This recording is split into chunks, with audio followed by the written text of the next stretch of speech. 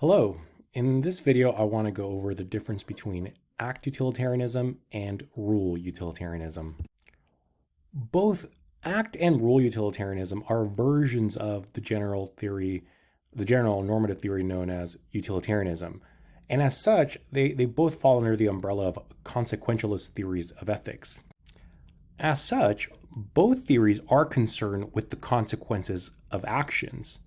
The main difference between act and rule utilitarianism is going to come out in terms of when the consequences of a given action are assessed. To get a clearer sense of this difference, let's start off with explaining the theory act utilitarianism. So act utilitarianism maintains that an action is going to be morally right if and only if, or whenever and only whenever, the act itself, that particular act, produces the most happiness out of any available act. So the key here to understanding act utilitarianism comes in the following two notions. The available act at a given time. So let's utilize the following example to make sense of act utilitarianism. Consider the roommate dilemma. So suppose that you have a roommate who, let's say, is relatively well off. They're not super rich, but they're also not struggling for money day to day. And you are actually in a situation where you are in need of some money. And you happen to notice that your roommate left their wallet in the living room and there's a, say, $10 bill sticking out of the wallet. When you open up the wallet, there's more than just one $10 bill. Your roommate has, let's say about $200-300 worth of money in their wallet, right? Give or take. And so then you start to deliberate whether or not your roommate would actually notice or even care about whether you take the money or not. More deeply, you start to deliberate as to whether or not it would be morally okay for you to take the money. And you consider a bunch of different factors. One, your roommate is well off. Maybe they don't notice $10 that are missing, or you yourself need the money, so you would be better off with the $10. The amount of happiness that you would get from taking the $10 would be greater than the amount of unhappiness your roommate would get from losing the $10 and so on. At that given moment, you have only one of two options. You have the option of taking the money or not taking the money. Those are the two available acts that you have at your disposal at that given time for that specific situation. So the way that an act utilitarian would go about determining whether or not any of those particular actions is the morally right thing to do is by assessing the amount of utility or disutility, or in other words, the amount of happiness or pain or unhappiness that would be produced by each given alternative act. So the way that you would go about doing this is you would assess the amount of happiness that would be produced to yourself, to your roommate, and ultimately to the rest of the world. Because one thing that utilitarianism does in general, and act utilitarianism in particular, is that when we are assessing the consequences in terms of how much happiness or unhappiness a particular action is being produced, you're not merely assessing how much happiness or unhappiness a particular act produces for oneself or just the individuals in play, say here, you and the roommate, but you are assessing how much happiness or unhappiness you would be producing by that particular act at that moment for the entire world, or as far out as the consequences of that action go out. So in this hypothetical situation, right, I have the following I've assigned the following numerical values of happiness and unhappiness to the various players in the situation, right? And these are just made up values for the sake of illustrating the theory. So suppose that taking the money would produce in you 10 units of happiness, right? Because you would be happy to have $10. It's like each dollar correlates to 1 unit of happiness. Your roommate, however, when they find out that there's $10 missing, maybe they don't know that you took the money, but presumably, let's just say they count their money every day before they go out or go to sleep, whatever it is, they find out that $10 are missing. And so then that makes them sad. Let's say makes them -5 units of sadness, right? And then they go on and tell, their friends and so on. And, they hear the friends hear the bad news of the this individual, the roommate, missing money, but they're just like, oh, that kind of sucks, right? So they kind of feel bad for their roommate. So this really only has an impact of -1 on the rest of the world, right? So when you add all this happiness and unhappiness, what you get by taking the money is you're producing 10 units of net happiness, right, in the world. Now the alternative act would be don't take the money. Well, in that case, maybe in not taking the money, you still feel some sense of happiness because, you did something good. You didn't take the money.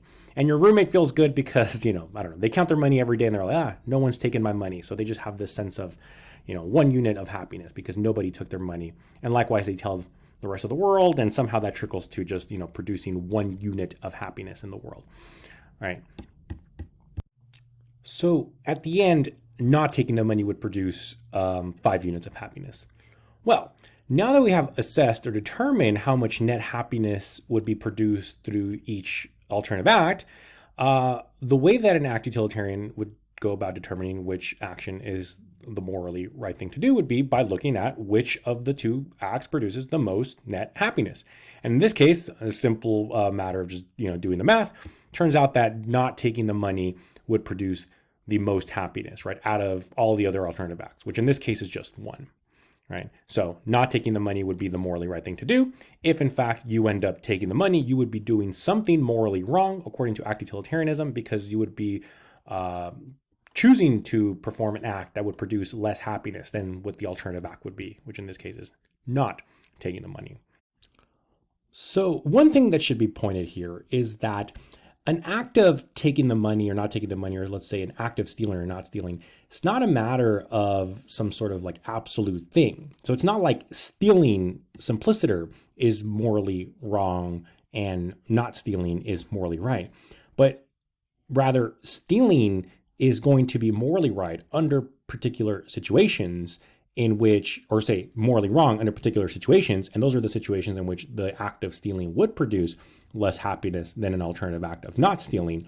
But it can also turn out under various different situations that an act of stealing would not only be morally permissible under act utilitarianism, but also morally required. And that situation is going to be one in which the act of stealing would in fact produce more happiness than the act of not stealing. So all that to say is that under act utilitarianism, right, whether an action is morally right or wrong is always going to depend on whether or not that particular action actually produces the most utility or happiness that given situation, as opposed to an alternative act. And this is why the theory is called act utilitarianism. In contrast, we have rule utilitarianism. Rule utilitarianism, again, is a version of utilitarianism and as such a version of consequentialism. However, under rule utilitarianism, individual acts are not assessed on whether or not they produce the most utility or based on the consequence that they produce on that particular moment in time, but rather they are assessed on whether or not those particular acts conform to a particular rule that, if followed, tends to or has the propensity to produce good consequences or the most happiness. So rule utilitarianism maintains that an act is morally right if and only if that act conforms to a set of rules such that those rules tend to produce the most happiness, right?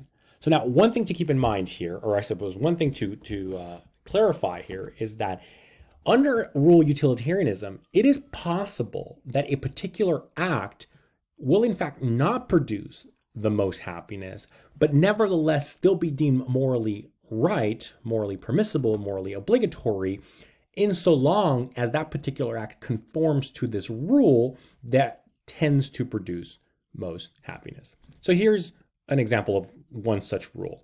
So take the rule don't steal, right? So the rule don't steal is a rule that, again, let's assume that this is actually true, that if followed generally, will always tend to produce the more or better outcomes or more happiness as opposed to, say, an act of stealing, right? Now, it's still not going to be the case that every single act of not stealing will in fact always produce the most happiness, but that's irrelevant for rule utilitarianism. Under rule utilitarianism, insofar as there's a rule that if generally follows will tend to produce the most happiness, which in this scenario, in this example, I'm just assuming that don't steal is one of those rules, then that act will more likely than not, or in more cases than not, produce better outcomes than not following the rule. So whether or not the individual act of not stealing produces